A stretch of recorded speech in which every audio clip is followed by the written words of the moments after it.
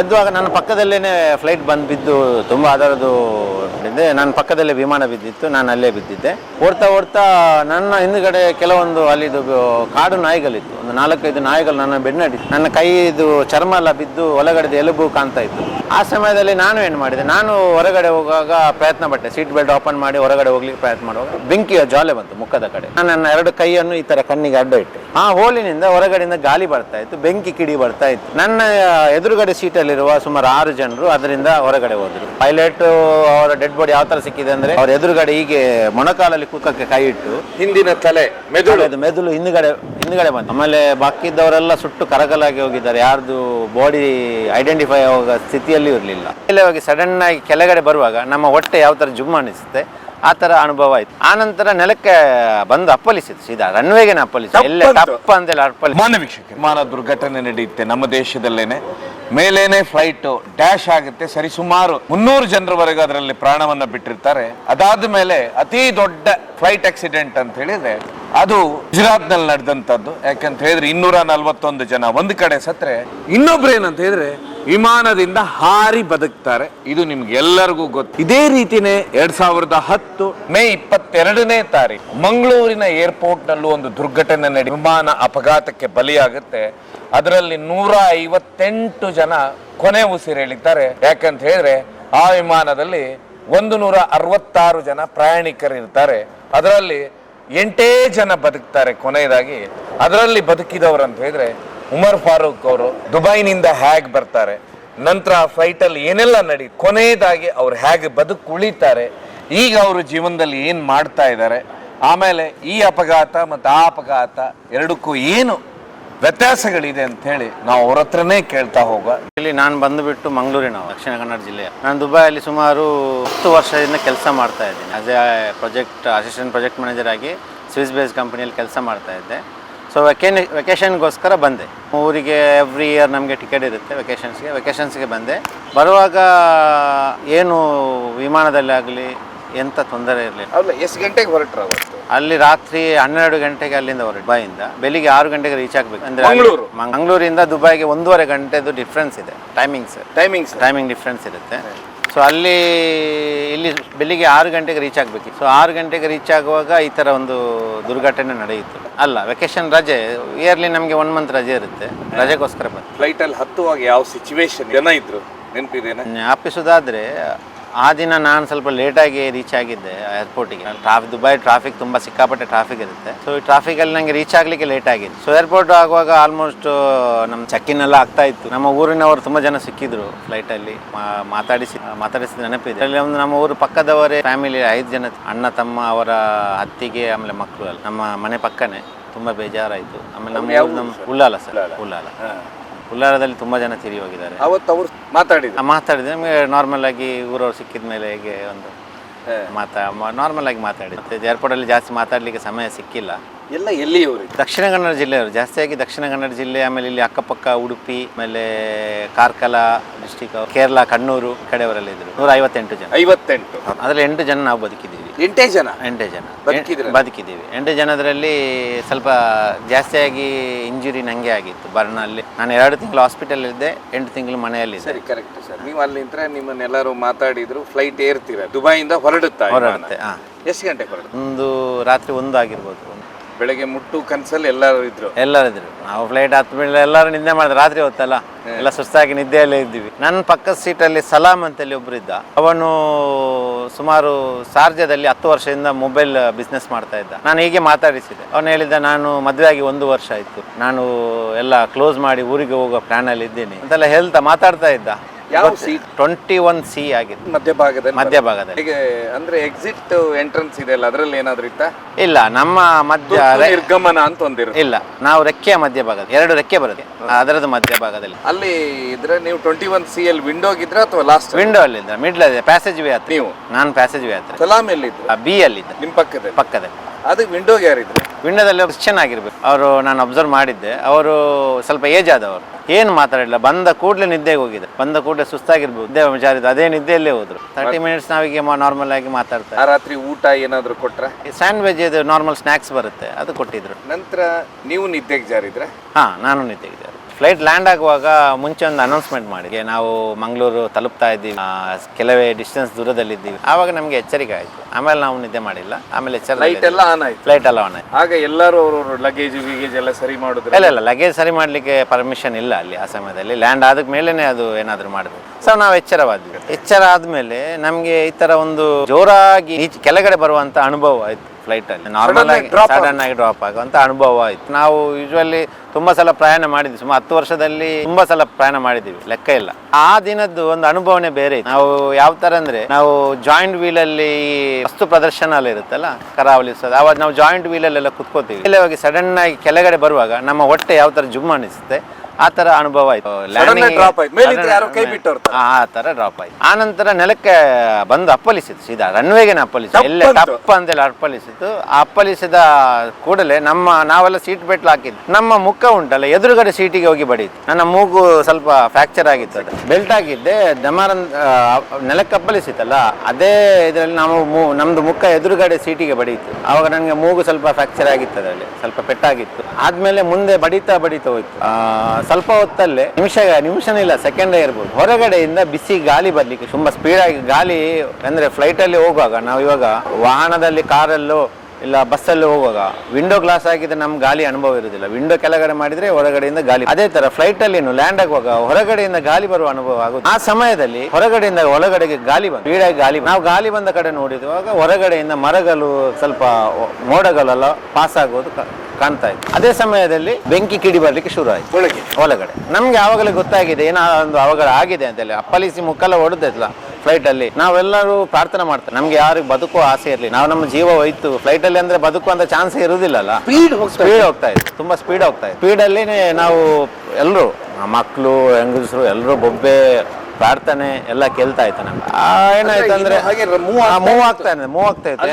ಎಲ್ಲರೂ ಜೀವಂತ ಇದ್ದಾರೆ. ರನ್ವೇಗೆ ಬಡಿದ ಮೇಲೆ ರನ್ವೇಗಿಂತ ಸ್ವಲ್ಪನೇ ದೂರದಲ್ಲಿ ಆಕ್ಚುಲಿ ಏನಾಗ್ಬೇಕಿತ್ತಂದ್ರೆ ಸ್ಟಾರ್ಟ್ ಪಾಯಿಂಟ್ ಅಲ್ಲಿ ರನ್ವೇಗೆ ಲ್ಯಾಂಡ್ ಆಗಿದೆ. ಇದು ಮಿಡಲ್ ಅಲ್ಲಿ ಲ್ಯಾಂಡ್ ಆಗಿದೆ. ನಮ್ಗೆ ನಾವೆನಿಸ್ಕೊಂಡ್ವಿ ಆ ಸಮಯ ಆ ಮೂಮೆಂಟ್ ಅಲ್ಲಿ ಟೈರ್ ಬ್ಲಾಸ್ಟ್ ಆಗಿರ್ಬೋದು, ಇಲ್ಲ ಏನಾದ್ರು ವಿಮಾನ ಡಿಕ್ಕಿ ಆಗಿರ್ಬೋದು, ಇಲ್ಲ ಆ ತರ ನಾವು ಎಣಿಸ್ಕೊಂಡಿದ್ವಿ. ನಮ್ಗೆ ಕೆಲವು ದಿನಗಳ ನಂತರ ಗೊತ್ತಾಗಿರೋದು ರನ್ವೇ ಸಾಕಾಗಿರ್ಲಿಲ್ಲ, ಮಧ್ಯದಲ್ಲಿ ಲ್ಯಾಂಡ್ ಮಾಡಿದೆ. ಮುಂದೆ ಹೋಗಿ ನಮ್ದು ಮಂಗಳೂರು ಏರ್ಪೋರ್ಟ್ ಯಾವ ತರ ಅಂದ್ರೆ ಟೇಬಲ್ ಟಾಪ್ ಇರೋದು, ಪಾತಾಳ ಇದೆ, ಅದ್ರ ಮೇಲೆ ಗುಂಡಿ, 2 ಗುಡ್ಡೆಗಳ ಮಧ್ಯದಲ್ಲಿ ಮಾಡಿರುವಂತ. ಸೊ ಇದು ಮುಂದೆ ಹೋಗಿ ಕೆಳಗಡೆ ಬಿತ್ತು. ಕೆಳಗಡೆ ಬೀಳುವ ಸಮಯದಲ್ಲಿ ಅಲ್ಲಿ ರೇಡರ್ ಪೋಸ್ಟ್ ಅಲ್ಲ ಬೇರೆ ಮರನು ಅದಕ್ಕೆ ಯಾವ್ದಕ್ಕೂ ರೆಕ್ಕೆ ರೆಕ್ಕೆ ಬಡಿದು ರೆಕ್ಕೆ ಆಮೇಲೆ ವಿಮಾನ ಜಾಯಿಂಟ್ ಆಗಿರುತ್ತಲ್ಲ ಆ ಭಾಗದಲ್ಲಿ ಒಂದು ಸಣ್ಣದಾದ ಗ್ಯಾಪ್ ಸಿಕ್ತು, ಹೋಲ್ ಆಯ್ತು. ಅಲ್ಲಿ ಒಂದು ಹೋಲ್ ಆಯ್ತು. ಆ ಹೋಲಿನಿಂದ ಹೊರಗಡೆಯಿಂದ ಗಾಳಿ ಬರ್ತಾ ಇತ್ತು, ಬೆಂಕಿ ಕಿಡಿ ಬರ್ತಾ ಇತ್ತು. ನನ್ನ ಎದುರುಗಡೆ ಸೀಟಲ್ಲಿರುವ ಸುಮಾರು 6 ಜನರು ಅದರಿಂದ ಹೊರಗಡೆ ಹೋದ್ರು, ಹಾರಿದ್ರು. ಅಂದ್ರೆ ರನ್ನಿಂಗ್ ಅಲ್ಲಿನೇ ಜಂಪ್ ಮಾಡ್ತಾ ಹೋದ್ರು. ಆ ಸಮಯದಲ್ಲಿ ನಾನು ಏನು ಮಾಡಿದೆ, ನಾನು ಹೊರಗಡೆ ಹೋಗುವಾಗ ಪ್ರಯತ್ನ ಪಟ್ಟೆ, ಸೀಟ್ ಬೆಲ್ಟ್ ಓಪನ್ ಮಾಡಿ ಹೊರಗಡೆ ಹೋಗ್ಲಿಕ್ಕೆ ಪ್ರಯತ್ನ ಮಾಡುವಾಗ ಬೆಂಕಿಯ ಜ್ವಾಲೆ ಬಂತು ಮುಖದ ಕಡೆ. ನಾನು ನನ್ನ 2 ಕೈಯನ್ನು ಈ ತರ ಕಣ್ಣಿಗೆ ಅಡ್ಡ ಇಟ್ಟೆ. ನಂದಿಷ್ಟು ಕೈ ಬರ್ನ್ ಆಗಿದೆ ಅದರ ಬೆಂಕಿ ಜ್ವಾಲೆಯಿಂದ, ಮುಖನು ಬರ್ನ್. ಅಲ್ಲಿಂದ ನಾನು ಹೊರಗಡೆ ಬಿದ್ದು ನನಗೆ ಬಡಭಾಗದ ತೊಡೆಗೆ ಸ್ವಲ್ಪ ಫ್ರಾಕ್ಚರ್ ಆಗಿ ಅಲ್ಲಿಂದ ನಾನು ಏನ್ ಮಾಡಿದ್ದೆ, ನನ್ನ ಪಕ್ಕದಲ್ಲೇ ವಿಮಾನ ಬಿದ್ದಿತ್ತು, ನಾನು ಅಲ್ಲೇ ಬಿದ್ದಿದ್ದೆ. ಸೊ ನಿಮ್ ಪಕ್ಕದಲ್ಲಿ ಇದ್ರಲ್ಲ ಅವ್ರೇನಾದ್ರು ಗೊತ್ತಿಲ್ಲ? ಅವರೇನು ಗೊತ್ತಿಲ್ಲ ನಮ್ಗೆ. ಆಮೇಲೆ ಅದ್ರಲ್ಲಿ ತೀರಿ ಹೋದ್ರಿಂದ ಗೊತ್ತು. ಅವರು ಎದ್ದು ಟ್ರೈ ಮಾಡೇ ಇಲ್ಲ ಅವರಿಗೆ. ಅಂದ್ರೆ ನಮ್ಮ ಟ್ವಿಸ್ಟ್ ಆಗಿತ್ತು ಆ ತರ ಸೀಟ್. ನಾನು ಹೊರಗಡೆ ಬರುವಾಗ ನನ್ನ ಎದುರುಗಡೆ ಸ್ವೀಟ್ ಉಂಟಲ್ಲ ಕಂಪ್ಲೀಟ್ ಹಿಂದ್ಗಡೆ ಬಂದಿತ್ತು. ನಾನು ಹೀಗಿದ್ದೆ, ಈ ಪೊಸಿಷನ್ ಅಲ್ಲಿ ನಾನು ಸೀಟ್ ಬೆಲ್ಟ್ ತೆಗೆದು ಪ್ಯಾಸೇಜ್ ವೇ ಇತ್ತು, ಅಲ್ಲಿಂದ ನಾನು ಸ್ವಲ್ಪ ಪ್ಯಾಸೇಜ್ ವೇಯಿಂದ ಬಂದು ಈ ಸೈಡಿಗೆ ಬಂದು ಹಾರಿದೆ. ಅದೊಂದು ಅನುಕೂಲ ಆಯ್ತು. ಅದು ಒಂದು ವಿಮಾನ ಹಾರ್ಬೇಕಂದ್ರೆ ವಿಮಾನ ಸುಮಾರು ಹೈಟ್ ಇರುತ್ತಲ್ಲ. ಹೌದು ಸರ್. ನೀವ್ ಹೇಗೆ ಹಾರಿದ್ರ ಧೈರ್ಯ ಮಾಡಿ? ನೋಡಿ, ಬೆಂಕಿ ಹೊತ್ತಾ ಬರುವಾಗ ನಮ್ಗೆ ನಮ್ಮ ರಕ್ಷಣೆನೇ ನಮ್ಗೆ ಅಲ್ಲಿ ಮುಖ್ಯ. ನಾವು ಪ್ರಾರ್ಥನೆ ಮಾಡ್ತಾ ಇದ್ವಿ, ದೇವರು ಆ ಸಮಯದಲ್ಲಿ ನಮ್ಗೆ ಅದೊಂದು ಯಾವ ತರ ನಮ್ಗೆ ಆಲೋಚನೆ ಕೊಟ್ಟರು ದೇವರದ್ದು ಇಚ್ಛೆ ಅಷ್ಟೇ. ಬಟ್ ಒಳಗೆ ಯಾವ ರೀತಿ ಇತ್ತು? ಏರ್ ಹೋಸ್ಟರ್ಸ್ ಅವರೆಲ್ಲ ಕಿರ್ಚಾಡೋದು ಅಲ್ಲ, ಎಲ್ಲ ಕೇಳ್ತಾ ಇತ್ತು, ಎಲ್ಲ ಬೊಬ್ಬೆ ಆಗ್ತಾ ಇದೀವಿ ನಾವು. ಬೊಬ್ಬೆ ಹಾಕಂದನಿಸಿ ಕೇಳ್ತಾ ಇತ್ತು. ಅದೇ ಸಮಯದಲ್ಲಿ ನಾನು ಹೇಳಿದಲ್ಲ ಹೊರಗಡೆಯಿಂದ ಬಿಸಿ ಗಾಳಿ ಬರ್ತಾ ಇದ್ದದಲ್ಲ, ಅದರ ಜೊತೆ ಹೊಗೆನೂ ಬರ್ತಾ ಇತ್ತು. ಸ್ಮೋಕ್ ಒಳಗಡೆಲ್ಲ ಫೈಬರ್ಸ್ ಇರೋದಲ್ಲ, ಇದು ಮೆಲ್ಟ್ ಆಗ್ತಾ ಹೊಗೆ ಬರ್ತಾ ಇತ್ತು. ಹೊಗೆ ಸಿಕ್ಕಾಪಟ್ಟೆ ದಟ್ಟ ಹೊಗೆ, ಯಾರಿಗೂ ಕಾಣ್ತಾ ಇಲ್ಲ. ಬಹುಶಃ ನಾನು ಹೊರಗಡೆ ಬಂದ ಮೇಲೆ ಉಳಿದ ಸಹ ಪ್ರಯಾಣಿಕರಿಗೆ ಯಾರಿಗೂ ಈ ಹೊರಗಡೆ ಬರುವಂತ ಜಾಗ ತೋಚಿಲ್ಲ, ದಿಕ್ಕೆ ಆಗಿಲ್ಲ. ಅಂದ್ರೆ ಹೊಗೆ ಸಿಕ್ಕಾಪಟ್ಟೆ ಹೊಗೆ. ಈ ಹೊಗೆಯಲ್ಲಿ ಉಸಿರುಗಡ್ತಾ ಇತ್ತು. ನಾನೇನು ಎಣಿಸ್ಕೊಂಡೆ ಅಂದ್ರೆ, ನಾನು ಹೊರಗಡೆ ಬಂದ ಮೇಲೆ ನನ್ನ ಜೊತೆ ಇರುವಂತವ್ರು ಇದೇ ತರ ಹೊರಗಡೆ ಬಂದಿರ್ಬೋದು ಅಂತೇಳಿ ನನ್ನ ಊಹೆ. ನೀವು ಕಣ್ಣು ಮುಚ್ಕೊಂಡು ಕೆಳಗೆ ಬೀಳ್ದ ಮೇಲೆ ಏನಾಯ್ತು ನೋಡುವಂತ ಎದ್ರೆ ಅವಾಗ? ಎದ್ದುವಾಗ ನನ್ನ ಪಕ್ಕದಲ್ಲೇನೆ ಫ್ಲೈಟ್ ಬಂದು ಬಿದ್ದು ತುಂಬಾ ಅದರದ್ದು ಸೌಂಡ್ ಬರ್ತದೆ, ನಾಯ್ಸ್ ತುಂಬಾ ಇತ್ತು. ಆ ಸಿಕ್ಕಾಪಟ್ಟೆ ನಾಯ್ಸ್ ಇತ್ತು. ನಾನು ಅಲ್ಲಿಂದ ಎದ್ದು ರಕ್ಷಣೆಗೋಸ್ಕರ ಓಡ್ತಾ ನನ್ನ ಹಿಂದ್ಗಡೆ ಕೆಲವೊಂದು ಅಲ್ಲಿದು ಕಾಡು ನಾಯಿಗಳಿತ್ತು. ಒಂದು 4-5 ನಾಯಿಗಳು ನನ್ನ ಬೆನ್ನಡಿಸಿದ್ದು. ಆ ಸಮಯದಲ್ಲಿ ನನ್ನ ಕೈದು ಚರ್ಮ ಎಲ್ಲ ಬಿದ್ದು ಒಳಗಡೆ ಎಲುಬು ಕಾಣ್ತಾ ಇತ್ತು. ಸೊ ನಾನು ಓಡಿ ಸ್ವಲ್ಪ ಇಳಿಜಾರು ಪ್ರದೇಶ ಜಾರ್ತಾ ಹೋದಾಗ ಅಲ್ಲಿ ನನಗೆ ರೈಲು ಪಟ್ಟಿ ಎದುರುಗಡೆ ರೈಲು ಪಟ್ಟಿ ಒಂದು ನೋಡಿದೆ. ನಾನು ಅಲ್ಲಿ ಹೋದೆ. ಅಲ್ಲಿ ಹೋಗುವಾಗ ಅಲ್ಲಿ ಸ್ಥಳೀಯರೆಲ್ಲ ಬಂದು, ಆ ಊರಿನ ಜನರೆಲ್ಲ ಬಂದರು. ಸುಮಾರು 6:20, 6:30 ಬೆಳಿಗ್ಗೆ ಬೆಳಕಾಗಿದೆ. ಸ್ವಲ್ಪ ಮಳೆ ಬರ್ತಾ ಇತ್ತು, ಹನಿಗಳು ಬರ್ತಾ ಇತ್ತು. ಆ ಸಮಯದಲ್ಲಿ ಅಲ್ಲಿದು ಸ್ಥಳೀಯರೆಲ್ಲ ಬಂದರು, ನನ್ನನ್ನು ಬಂದು ಕೇಳಿದ್ರು ಏನಾಗಿದೆ ಅಂತೇಳಿ. ನಾನು ಹೇಳಿದೆ, ಈ ಥರ ನಾವು ಗಲ್ಫಿಂದ ಬಂದ್ವಿ, ಫ್ಲೈಟ್ ಬಿದ್ದಿದೆ. ಅವರು ತುಂಬಾ ಪ್ರಯತ್ನ ಪಟ್ಟರು ಅಲ್ಲಿ ಹೋಗುವಂಥದ್ದು. ಅದು ಮಧ್ಯದಲ್ಲಿ ಇತ್ತು, ಇಳಿಜಾರು ಪ್ರದೇಶದ ಮಧ್ಯದಲ್ಲಿ ಇತ್ತು. ಕೆಳಗಡೆಯವರಿಗೆ ಮೇಲೆಗೆ ಹೋಗ್ಲಿಕ್ಕೆ ಆಗುದಿಲ್ಲ, ಏರ್ಪೋರ್ಟ್ ಅವರಿಗೆ ಅಲ್ಲಿಂದ ಕೆಳಗಡೆ ಬರ್ಲಿಕ್ಕೆ ಆಗ್ತಾ ಇಲ್ಲ. ಆ ತರ ಸ್ಥಳದಲ್ಲಿ ಇತ್ತು. ಅವರು ಪ್ರಯತ್ನ ಪಟ್ಟರು, ಅವರಿಗೆ ಹೋಗ್ಲಿಕ್ಕೆ ಆಗಿಲ್ಲ. ಆ ಸಮಯದಲ್ಲಿ ನೀವು ನಿಮ್ಮ ಪರಿಸ್ಥಿತಿ ಹೇಗಿತ್ತು? ನಂದು ಕೈಗಳೆಲ್ಲ ಇದಾಗಿ ಬರ್ನ್ ಆಗಿತ್ತು, ಮುಖಾನು ಅದೇ ತರ ಇತ್ತು. ಮುಂದೆ ವಿಮಾನ ಹೇಗೆ ಕಾಣ್ತಾ ಇತ್ತು ನಿಮ್ ಕಣ್ಣಲ್ಲಿ? ಸುಡ್ತಾ ಇತ್ತ?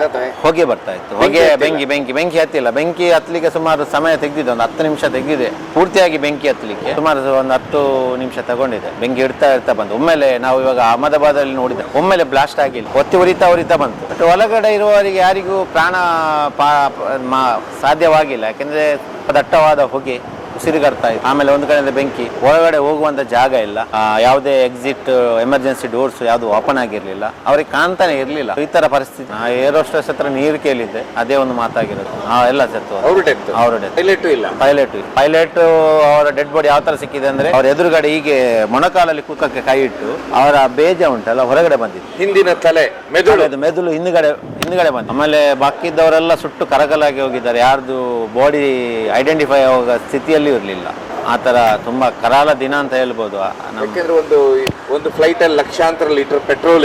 ಅದು A1 ಪೆಟ್ರೋಲ್. ಅದು ನೋಡಿ, ಇದರಲ್ಲಿ ಎಷ್ಟು ನಿಜಾಂಶ ಇದೆ ನಮಗೆ ಗೊತ್ತಿಲ್ಲ. ಯಾಕಂದ್ರೆ ಆ ದಿನದಲ್ಲಿ ಬ್ಲ್ಯಾಕ್ ಬಾಕ್ಸ್ ರಿಪೋರ್ಟ್ ಬರುತ್ತೆ ಅಂತೇಳಿ ನಾವು ಕಾಯ್ತಾ ಇದ್ವಿ. ನಮ್ಮನ್ನು ಕರಿತಾ ಇದ್ರು ಇನ್ವೆಸ್ಟಿಗೇಷನ್ಗೆ, ನಮ್ಮ ಹತ್ರನೂ ಕೇಳ್ತಾ ಇದ್ರು, ನಮ್ಮ ಅನುಭವ ಎಲ್ಲ ಕೇಳ್ತಾ ಇದ್ರು. ನಮ್ಗೆ ಗೊತ್ತಿರೋ ಪ್ರಕಾರ ಗೊರಕೆ ಶಬ್ದ ಬಂದಿದೆ ಪೈಲಟ್ ಅವ್ರದ್ದು. ಆಮೇಲೆ ಇನ್ನೊಬ್ರು ಡಿಸ್ಟೆನ್ಸ್ ಸಾಕಾಗ್ತಾ ಇಲ್ಲ ರನ್ವೇಗೆ, ಟೇಕ್ ಆಫ್ ಮಾಡುವ ಅಂತೇಳಿ ಒಂದು ವಾಯ್ಸ್ ಬಿಟ್ಟಿದ್ದಾರೆ ಅಂತೇಳಿ 2 ವಿಷಯ. ನಿಜವಾಗಿ ಏನು ನಡೆದಿದೆ ಅದರ ಸಂಪೂರ್ಣ ಮಾಹಿತಿ ಯಾರಿಗೂ ಸಿಕ್ಕಿಲ್ಲ. ಅಷ್ಟೇ ಒಂದು ಬಾಕ್ಸ್ ಇದ್ದು ರಿಪೋರ್ಟ್ ಅವರು ಹೊರಗಡೆ ಹಾಕಿದ್ರು. ಬಟ್ ಆಮೇಲೆ ಅದರಲ್ಲಿ ಎಂತ ಘಟನೆ ಆಗಿದೆ ಅಂತ ಯಾರಿಗೂ ಮಾಹಿತಿ ಇಲ್ಲ.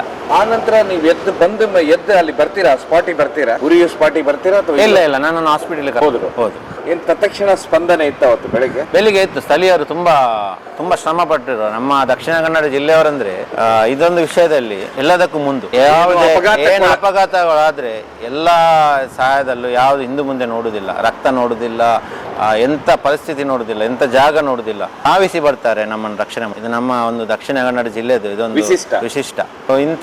ಅಂತ ಸಮಯದಲ್ಲಿ ಇಲ್ಲಿಯ ಸ್ಥಳೀಯರು, ಮಂಗಳೂರಿನ ಜನರು ಎಲ್ಲ ಕಡೆಯಿಂದ ಗಾಡಿ ಇಟ್ಕೊಂಡು, ಸ್ವಂತ ವೆಹಿಕಲ್ಸ್ ಇಟ್ಕೊಂಡು ಎಲ್ಲರೂ ಆ ವಿಷಯ ಸಿಕ್ಕಿದ ಕೂಡಲೇ ಅಲ್ಲಿಗೆ ಹೋಗಿ ಆ ಡೆಡ್ ಬಾಡಿಯನ್ನು, ಸತ್ತವರನ್ನೆಲ್ಲ ಮೇಲೆ ತಾಗಿಸುವಂಥರಲ್ಲಿ, ಆಂಬ್ಯುಲೆನ್ಸ್ಗೆ ಹಾಕುವಂಥರಲ್ಲಿ, ಟ್ರಾಫಿಕನ್ನು ಕ್ಲಿಯರ್ ಮಾಡಿ ಕೊಡುವಂಥದ್ರಲ್ಲಿ ಎಲ್ಲದರಲ್ಲೂ ಸಹಾಯ ಮಾಡಿದ್ರು. ನೀವು ಹೇಳಿದ್ರಲ್ಲಿ ಟೇಬಲ್ ಟಾಪ್ ಅಂತೇಳಿ ಏರ್ಪೋರ್ಟಿನ ಇದು ಗೋಡೆ ಒಡೆದು ಕೆಳಗೆ ಹೋಗಿ ಬಿದ್ದಿದ್ದೇನೆ. ಹೌದು, ಅಲ್ಲಿ ಡೆಡ್ ಎಂಡ್ ಅಲ್ಲಿ ಏರ್ಪೋರ್ಟ್ ಬೇಲಿ ಇರುತ್ತೆ, ಆ ಬೇಲಿಗೆ ಹೊಡೆದು ಕೆಳಗಡೆ ಬಿದ್ದಿದೆ. ಬೇಲಿನೂ ಕ್ರ್ಯಾಕ್ ಆಗಿದೆ. ನೀವು ಕೆಳಗೆ ಬಿದ್ದಿದ್ದ ಅಥವಾ ಮೇಲಿದ್ದಾಗನೇ ಬಿದ್ರ? ರನ್ವೇ ಅಲ್ಲಿ ಹಾರಿಲ್ಲ. ರನ್ವೇ ಇಂದ ಕೆಳಗಡೆ ಬೀಳುವ ಸಮಯದಲ್ಲಿ ನಾವು ಹಾರಿದ್ದು. ನಿಮ್ಮ ಜೋಡಿ ಎಷ್ಟು ಜನ ಬದುಕಿ? ನಮ್ಮ 8 ಜನ. ಎಲ್ಲಿದ್ದಾರೆ ಅವರು ಏನು ಗೊತ್ತಾ? ಒಬ್ರು ಬಾಂಗ್ಲಾದೇಶದ್ದು ಡೆಂಟಿಸ್ಟ್, ಒಂದು ಲೇಡಿ. ಅವರು ಮಣಿಪಾಲಲ್ಲಿ ಸ್ಟಡಿ ಕಲಿತಾ ಇದ್ರು. ಅವ್ರ ತಂದೆ ಇರೋದು ಅಬುದಾಬಿ. ಅವರು ಅಲ್ಲಿದ್ದು ಡಾಕ್ಟರ್, ಡೆಂಟಲ್ ಡಾಕ್ಟರ್. ಇಲ್ಲಿ ಕಲಿತಾ ಇದ್ರು. ಆ ಸಮಯದಲ್ಲಿ ಅವರು ಅಬುದಾಬಿ ತಂದೆಗೆ ಸಿಕ್ಕಿ ಬರ್ತಾ ಇದ್ರು. ಮತ್ತೊಬ್ರು ಕಾರ್ಕಳದವರಿದ್ರು, ಒಂದು ತಣ್ಣೀರ್ಬಾವಿ, ಒಂದು ಮಂಗಳೂರು ಅವರು. ಆಮೇಲೆ ಇಬ್ಬರು ಕೇರಳದವರಿದ್ರು, ಕಣ್ಣೂರವರು, ಮಾಯನಗುಟ್ಟಿ, ಆಮೇಲೆ ಕೃಷ್ಣನ್ ಅಂತೇಳಿ. ಅದೇ ಇಲ್ಲಿದೆ ಜನ. ಸೊ ಅವರು ಇದ್ರು, ಎಲ್ಲ ಬದುಕಿದ್ದಾರೆ. ನಿಮ್ಗೊಬ್ಬರಿಗೆ ಏಟು ಜಾಸ್ತಿ ಆಗಿದೆ? ಸ್ವಲ್ಪ ಬರ್ನ್ ಇಂಜುರಿ ಜಾಸ್ತಿ ಆಗಿದೆ. ಅವ್ರಿಗೇನಾಗಿಲ್ಲ? ಅವರು ಇದ್ರು, ಒಂದು ವಾರ ಇದ್ರು ಹಾಸ್ಪಿಟಲ್ ಅಲ್ಲಿ. ಎಲ್ಲ ಡಿಸ್ಚಾರ್ಜ್ ಆಗಿ ಹೋದ್ರು. ನಾನು 2 ತಿಂಗಳಿದ್ದೆ ಏಜ್ ಹಾಸ್ಪಿಟಲ್. ಆಮೇಲೆ 8 ತಿಂಗಳು ಮನೆಯಲ್ಲೇ ಟ್ರೀಟ್ಮೆಂಟ್ ಮಾಡ್ತಾ ಇತ್ತು. ಕೊನೆಯ ಖರ್ಚೆಲ್ಲ ಕೊಡ್ತಾ ಮಾಡಿದೆ, ಎಲ್ಲ ಹಾಸ್ಪಿಟಲ್ಗೆಲ್ಲ ಕೊಟ್ಟಿದ್ದೆ. ನಂಗೆ ಎದುರುಗಡೆ ಟಿವಿ ಇತ್ತು, ಅದರಲ್ಲಿ ನಾನು ನೋಡ್ತಾ ಇದ್ದೆ. ನ್ಯೂಸ್ ಬರ್ತಾ ಇತ್ತು. ಸೊ ಆ ಸಮಯದಲ್ಲಿ ನಾನು ಮಾತಾಡೋ ಸ್ಥಿತಿಯಲ್ಲಿ ಇರಲಿಲ್ಲ. ನನ್ನನ್ನು ನೋಡಲಿಕ್ಕೆ ತುಂಬ ಜನ ಬಂದಿದ್ರು. ಕೆಲವರ ಜೊತೆ ಮಾತಾಡಿದ್ದೆ, ಕೆಲವರ ಜೊತೆ ಮಾತಾಡ್ಲಿಕ್ಕೆ ಆಗಿ ತುಟಿಗಳಲ್ಲೆಲ್ಲ ರಕ್ತ ಬರ್ತಾ ಇತ್ತು, ಮುಖ ಎಲ್ಲ ಬರ್ನ್ ಆಗಿ, ಲಗೇಜು ಎಲ್ಲ ಹೊರಟು ಎಲ್ಲ ಏನೇನು ಇಲ್ಲ, ಏನಿರಲಿಲ್ಲ. ನಾ ಆವಾಗದು ನಮ್ಮದು ಮಂಗಳೂರದು DC ನನಗೆ 1 ವಾರದಲ್ಲಿ ನಂದು ಪಾಸ್ಪೋರ್ಟ್ ರೆಡಿ ಮಾಡಿ ಕೊಟ್ಟಿದ್ದಾರೆ. ಲಗೇಜ್ ಎಲ್ಲ ಹೋಗಿದೆ ಲಗೇಜ್ ವಿಷಯದಲ್ಲಿ. So ಅದಕ್ಕೆ ಅವರು ಆಲ್ಬಮ್ ಫೋಟೋ ಮಾಡಿ ಕಳಿಸಿದ್ರು. ಆಲ್ಬಮ್ ಫೋಟೋದಲ್ಲಿ ಎಲ್ಲ ಅರ್ಧ ಒತ್ತಿ ಉರಿಯುವಂಥ ಪರ್ಸ್ಗಳು, ಪೆನ್ನುಗಳು, ಬುಕ್ಕುಗಳು, ಈ ಥರ ಸ್ಟೇಷನರಿ ಐಟಮ್ಸು, ಬಟ್ಟೆಗಳು, ಅದು ಯಾರು ಕ್ಲೈಮ್ ಮಾಡ್ತಾರೆ ಇಲ್ಲಿ? ಅದು ಯಾರು ಕ್ಲೈಮ್ ಮಾಡಿಲ್ಲ. ಅದೆಲ್ಲ ಅರ್ಧ ಒತ್ತಿರೋದು, ಸರಿಯಾದ ಯಾವುದೇ ಇರಲಿಲ್ಲ ಕಂಡೀಷನ್. ನಮಗೆ ಆ ಸಮಯದಲ್ಲಿ ಜೀವ ಉಳಿದದ್ದೇ ದೊಡ್ಡ ವಿಷಯ. ನಾವು ಇದಕ್ಕೆ ಯಾವುದಕ್ಕೆ ಹೋರಾಡಿಲ್ಲ. ನಿಮ್ಗೆ ಅವಾಗ ಮದುವೆ ಆಗಿತ್ತ? ಇಲ್ಲ ಸರ್. ಈಗ ಮದುವೆ ಆಗಿ ಮಕ್ಕಳಿದೆ. ಮದುವೆ ಆಗಿರ್ಲಿಲ್ಲ ಆವಾಗ ಮದುವೆ ಆಗಿರ್ಲಿಲ್ಲ. ಅವು ದುಡಿಲಿಕ್ಕೆ ಹೋಗಿದ್ದು ಎಲ್ಲಿ? ಮಂಗಳೂರಿನಿಂದ. ಅಂದ್ರೆ ಏನ್ ಕೆಲಸ ಮಾಡ್ಕೊಂಡಿದ್ರು ಅಲ್ಲಿ? ಅಲ್ಲಿ ನಾನು ಮಾರ್ಕೆಟಿಂಗ್ ಅಲ್ಲೇ ಇದ್ದೆ, ಸೇಲ್ಸ್ ಮಾರ್ಕೆಟಿಂಗ್. ಆಮೇಲೆ ಇದು ಸೈಟ್ ವಿಸಿಟ್ ಮಾಡ್ತಾ ಇದ್ದೆ. ಎಷ್ಟು ವರ್ಷ ಆಯ್ತು? ದುಬೈಯಲ್ಲಿ 11 ವರ್ಷ ಇದೆ. ಅದಾದ್ಮೇಲೆ 1 ವರ್ಷ ಇಲ್ಲಿ ಮಂಗಳೂರಲ್ಲಿ ಇದ್ದೆ ಇನ್ಸಿಡೆಂಟ್ ಆದ್ಮೇಲೆ. ಅದಾದ್ಮೇಲೆ ಪುನಃ 2 ವರ್ಷ ದುಬೈಯಲ್ಲಿ. ಅಂದ್ರೆ ಇಲ್ಲಿ ಯಾವ್ದು ಕೆಲಸ ಸೆಟ್ ಆಗಿಲ್ಲ. ನಾವೊಂದು ಅಬ್ರೋಡ್ ಅಲ್ಲಿ ಕೆಲಸ ಮಾಡಿರೋರಿಗೆ ಊರಲ್ಲಿ ಕೆಲಸ ಸೆಟ್ ಆಗುವಷ್ಟು ಈಸಿ ಅಲ್ಲ. ಸೊ ನಾವು ಪುನಃ ಅಬ್ರೋಡಿಗೆ ಹೋಗಿ ಅಲ್ಲಿ 2 ವರ್ಷ ಇದ್ದೆ. ಆಮೇಲೆ ಅಲ್ಲಿಂದ ಪುನಃ ಸೌದಿಯಲ್ಲಿದ್ದೆ. ಸೌದಿಯಲ್ಲಿಗೆ ಇವಾಗ ಊರಲ್ಲಿ ಸುಮಾರು 10 ವರ್ಷ ಆಯ್ತು ಸರ್. ಮತ್ತೆ ಫ್ಲೈಟ್ ಹತ್ತುವಾಗ ಹೆದರಿಕೆ ಆಗ್ಲಿಲ್ವಾ? ಹಾಗೆ ಫ್ಲೈಟ್ ಹತ್ತುವಾಗ ಆ ನೆನಪು ಆಗುತ್ತೆ. ನೆನಪು ಮಾಸಿ ಹೋಗಿಲ್ಲ, ಇನ್ನು ಮನದಲ್ಲೇ ಇದೆ. ಬಟ್ ಧೈರ್ಯ ಮಾಡಿ ಹೋಗುದು. ಕೆಲವೊಂದು ಸಾಂದರ್ಭಿಕವಾಗಿ ನಮ್ಗೆ ಹೋಗುವ ಅವಶ್ಯ ಇರುತ್ತೆ, ಹೋಗ್ಲೇಬೇಕು. ರೆಕ್ಕೆ ಎಲ್ಲಿಗೆ ಬಡೀತು ಅಲ್ಲಿ ಒಂದು ಹೋಲ್ ಐತಲ್ಲ, ಅದೇ ಒಂದು ನಮ್ ಲಕ್. ಇಲ್ಲಾಂದ್ರೆ ನಮ್ಗೆ ಹೊರಗಡೆ ಬರ್ಲಿಕ್ಕೆ ಚಾನ್ಸೇ ಇಲ್ಲ, ಸಾಧ್ಯನೇ ಇಲ್ಲ ಸರ್. ದೇಹದಲ್ಲಿ ಅಂದ್ರೆ ನಂದು 2 ಕೈ ಬರ್ನ್ ಆಗಿತ್ತು. ಕೈ ಈ ಕಡೆ ಇಲ್ಲಿ ಅಂದ್ರೆ ದೇಹದಲ್ಲಿ ಸುಟ್ಟ ಗಾಯಗಳಿತ್ತು. ಆಮೇಲೆ ಮುಖ ಸಂಪೂರ್ಣವಾಗಿ ಸುಟ್ಟು ಹೋಗಿತ್ತು, ತಲೆ ಕೂದಲು ಸುಟ್ಟಿತ್ತು. ಆಮೇಲೆ ಬಲಭಾಗದ ತೊಡೆ ಫ್ರ್ಯಾಕ್ಚರ್ ಆಗಿತ್ತು. ಆಮೇಲೆ ಕಾಲು ಸ್ವಲ್ಪ ಫ್ರ್ಯಾಕ್ಚರ್ ಆಗಿತ್ತು. ನಾನೊಂದು ಇದರಲ್ಲಿ ಸಂದೇಶ ಕೊಡ್ಲಿಕ್ಕೆ ಇಷ್ಟಪಡ್ತೀನಿ. ಆ ಸಮಯದಲ್ಲಿ ನಾವು ಬದುಕುಳಿದವರು, ಅದರಲ್ಲಿ ಎಲ್ಲ ಜಾತಿಯವರಿದ್ರು ಸರ್, ಎಲ್ಲ ಧರ್ಮದವರಿದ್ರು. ನೋಡಿ, ನಾನು ಪದೇ ಪದೇ ರಿಪೀಟ್ ಮಾಡ್ತಾ ಇದ್ದೇನೆ. ಯಾಕಂದರೆ ಸುಮಾರು 2-3 ತಿಂಗಳಿಂದ ನಮ್ಮ ದಕ್ಷಿಣ ಜಿಲ್ಲೆಯಲ್ಲಿ ನಡೆಯುವಂತಹ ಘಟನೆ ಅಹಮದಾಬಾದಲ್ಲೈತು. ಪ್ರಕೃತಿ ವಿಕೋಪ, ಸುನಾಮಿ, ಇಲ್ಲ ಸುಂಟರಗಾಳಿ, ಇಲ್ಲ ಬೇರೆ ಏನಾದರೂ ಅವಘಡ ನಡೆಯುವಾಗ ಪ್ರಕೃತಿ ಯಾವುದು ನೋಡುದಿಲ್ಲ. ಯಾವ ಧರ್ಮದ ಎಲ್ಲರನ್ನು ಕರ್ಕೊಂಡು ಹೋಗುತ್ತೆ. ನಾವು ಇರುವುದು ಕೆಲವೇ ದಿನಗಳ ಜೀವನ.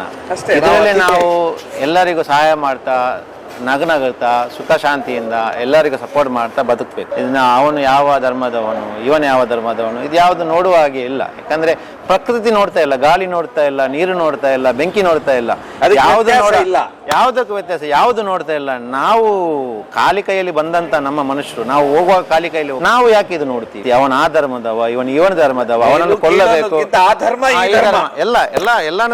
ಎಲ್ಲಾನು ಇದೆ. ಅದರಲ್ಲಿನೂ ಕೊಲೆಗಳು ನಡೆಯುತ್ತೆ, ಧರ್ಮದಲ್ಲಿಯೂ ನಡೆಯುತ್ತೆ, ಜಾತಿಯಲ್ಲಿಯೂ ನಡೆಯುತ್ತೆ. ಈ ತರ ಯಾಕೆ? ಯಾರಿಗೆ? ಅವತ್ತು ನೀವು 8 ಜನ ಬದುಕಿದ್ರಲ್ಲಿ ಎಲ್ಲಾ ಧರ್ಮದವರು ಇದ್ರು. ಇವಾಗ ಮೊನ್ನೆ ಅದ್ರಲ್ಲಿ ಸತ್ತವರನ್ನು ಎಲ್ಲಾ ಧರ್ಮದವರು ಇದ್ರು. ಇವಾಗ ಮೊನ್ನೆ ಅಹಮದಾಬಾದಲ್ಲಿ ಆದವರು ಅದೇ ಎಲ್ಲರೂ ಇದ್ರೆ. ಇದು ನೀವು ಯಾರನ್ನು ದುಡ್ಡು? ಇದು ನಮ್ಗೆ ಒಂದು ಪರೀಕ್ಷೆ ಅಷ್ಟೇ, ದೇವರು ಕೊಡುವಂತ ಪರೀಕ್ಷೆ. ಇದನ್ನು ನಾವು ಅರ್ಥ ಮಾಡಿ. ದಕ್ಷಿಣ ಕನ್ನಡ ಜಿಲ್ಲೆಯಲ್ಲಿ ಸುಮಾರು 80% ಜನ ಶಾಂತಿ ಬಯಸುವವರೇ ಇರುತ್ತೆ. ಯಾರು ಈ ತರ ಬಯಸುವುದಿಲ್ಲ. ಕೆಲವೊಂದು ಜನ ಕಟುಕರು ಇರುತ್ತಾರೆ. ಇವರು 3ನೇ ಒಬ್ಬ ವ್ಯಕ್ತಿಯ ಲಾಭಕ್ಕೋಸ್ಕರ ಈ ತರ ಮಾಡ್ತಾ ಇರ್ತಾರೆ. ಈ ತರ ಕೊಲ್ಬೇಕು. ಆ ಕೊಲ್ಲುವವನಿಗೆ ಯಾವುದೇ ಧರ್ಮ ಇಲ್ಲ. ಅವನಿಗೆ ಭಗವದ್ಗೀತೆ ಅಂತ ಗೊತ್ತಿಲ್ಲ, ಕುರಾನ್ ಅಂದ್ರೆ ಏನು ಗೊತ್ತಿಲ್ಲ, ಬೈಬಲ್ ಅಂದ್ರೆ ಗೊತ್ತಿಲ್ಲ. ಅವನು ಓದಿಯೇ ಇಲ್ಲ. ಅವನು ಓದಿದ್ರೆ ಅವನು ಮಾಡುವುದಿಲ್ಲ. ಎಲ್ಲ ಧರ್ಮ ಯಾವುದೇ ಕುರಾನಲ್ಲಿ ಆಗಲಿ, ಬೈಬಲ್ ಆಗಲಿ, ಭಗವದ್ಗೀತೆ ಆಗಲಿ ಕೊಲೆ ಮಾಡ್ಬೇಕಂತ ಇಲ್ಲ. ಅವನು ಮಾಡುವುದಿಲ್ಲ. ಕೆಲವರು ಕಟುಕರೆ, ನಾನು ಹೇಳ್ತೀನಿ ಇವಾಗ ಕಟುಕರೆ, ಅವರ ಹತ್ರ ಮಾನವೀಯತೆ ಇದೆ. ಅವರ ಹತ್ರ ಮಾನವೀಯತೆ ಯಾವ ತರ ಇದೆ ಅಂದ್ರೆ, ನಾವು ದಿನ ಪ್ರಯಾಣ ಮಾಡುವಂತ ಸ್ಕೂಟರ್ ಇಲ್ಲ ಬೈಕ್, ಯಾವುದೇ ಒಂದು ಸಂಘಟನೆ ಅಧ್ಯಕ್ಷನಾಗಿರ್ಬೋದು, ಇಲ್ಲ ಅವನು ಯಾವುದೇ ಜಾತಿಯವನಾಗಿರ್ಬೋದು, ಯಾವ ಧರ್ಮದವನು, ಅವನು ಸ್ಟ್ಯಾಂಡ್ ತೆಗಿಲಿಕ್ಕೆ ಮರೆತಿರ್ತಾನೆ. ಈ ಕಟುಕನೇ ಬೈಕಲ್ಲಿ ಓದ್ತಾ ಇರುವಾಗ ನೋಡುವಾಗ ಹೇಳ್ತಾನೆ ಎದುರುಗಡೆ ಅವನು, ಅಣ್ಣ ಸ್ಟ್ಯಾಂಡ್ ಹಾಕಿಲ್ಲ ಅಣ್ಣ. ಯಾಕೆಂದ್ರೆ ಅದು ಮಾನವೀಯ, ಒಳಗಡೆ ಇರುವಂತ ಮಾನವೀಯತೆ. ಅವನನ್ನು ರಕ್ಷಣೆ ಮಾಡಬೇಕು. ಅವನಿಗೆ ಬಿದ್ದು ಏನೋ ಪೆಟ್ಟಾಗಬಾರ್ದು, ಅವನಿಗೆ ಅಪಘಾತ ಆಗಬಾರದಂತೆಲ್ಲ ಒಂದು ಉದ್ದೇಶ ಇದೆ ಅವನ ಮನಸ್ಸಲ್ಲಿ. ಅವನು ಆ ಹೇಳುವ ರೀತಿ ಸಮಯದಲ್ಲಿ ನೋಡುವುದಿಲ್ಲ ಇವನು ಯಾವ ಸಂಘಟನಾ ಅಧ್ಯಕ್ಷ, ಯಾವ ಜಾತಿಯವ, ಯಾವ ಧರ್ಮದವ ನೋಡುವುದಿಲ್ಲ. ಅವನ ಉದ್ದೇಶ ಅಂತ ಇವನಿಗೇನು ಅಪಘಾತ ಆಗೋದು, ಯಾವುದು ಪರಿಚಯನೇ ಇಲ್ಲ. ಒಬ್ಬ ಎದುರುಗಡೆ ಬೈಕಲ್ಲಿ ಸ್ಟ್ಯಾಂಡ್ ಆಗಿ ಹೋಗ್ತಾ ಇದ್ದಾನೆ, ಅವನು ಯಾವ ಊರಿನವರು ಎಂತ ಗೊತ್ತಿಲ್ಲ. ಅವನಿಗೆ ನಾವು ಕೊಡುವಂಥ ಸಿಗ್ನಲ್, ಅಣ್ಣ ಸ್ಟ್ಯಾಂಡ್ ಅಣ್ಣ ತೆಗಿಯೋಣ ಅಂತ. ಇದು ನಮ್ಮ ಒಳಗಡೆ ಮಾನವೀಯತೆ ಇದೆ. 3ನೇ ವ್ಯಕ್ತಿಯ ಲಾಭಕ್ಕೋಸ್ಕರ ನಾನು ಬೇರೆಯವನಿಗೆ ಹೋಗಿ ಕೊಲೆ ಮಾಡುವಂಥದ್ದು ಯಾವ ದೇವರು ಮೆಚ್ಚುವಂಥದ್ದಲ್ಲ. ನನ್ನ ಈ ಮಾತು ಕೇಳುವ ಪ್ರತಿಯೊಬ್ಬನಿಗೂ ಇದೊಂದು ನಂದೊಂದು ಬದುಕಿದ್ರಲ್ಲಿ ಎಲ್ಲರೂ ಇದ್ರು, ಎಲ್ಲಾ ಧರ್ಮದವರು